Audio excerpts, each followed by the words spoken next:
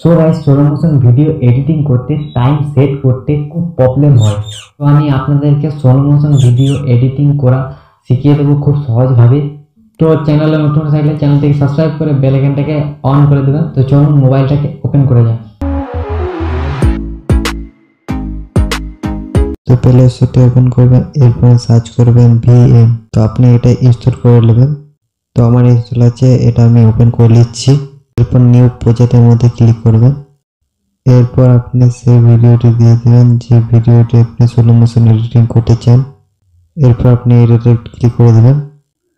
আপনার ভিডিওতে extra part থাকলে আপনি সেটা কাট করে নেবেন, এভাবে এখানে ডিলিট করে নেবেন। এরপর আপনি শেষের পার্টটিও আপনি এভাবে কাট করে নেবেন, এরপর আপনি ডিলিট করে দেবেন। এরপর আপনি স্পিডের মধ্যে ক্লিক করবেন। এরপর এটাকে আপনি ডাউন করে দেবেন আর এটাকে আপনি ডাউন করে দেবেন। এরপরে রাইট চিহ্নের মধ্যে ক্লিক করে দেবেন। এরপর ক্রপে ক্লিক করব। ক্রপে ক্লিক করার পর ভিডিওটি হালকা ক্রপ করে নেব। এরপর ফিল্টারের মধ্যে টাচ করব।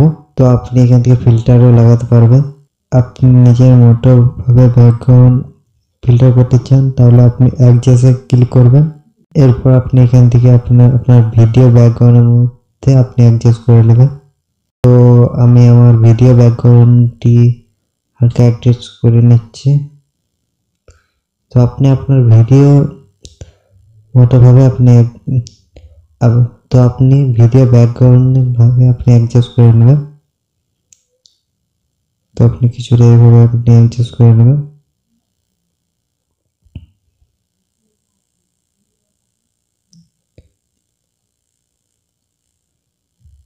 হয়ে গেলে আপনি রাইট চিহ্নের মধ্যে ক্লিক করে দেবেন।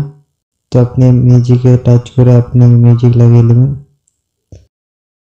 তো আপনি ভিডিওটি ডাউনলোড করার জন্য আপনি উপরে ব্লু আইকনে ক্লিক করবেন।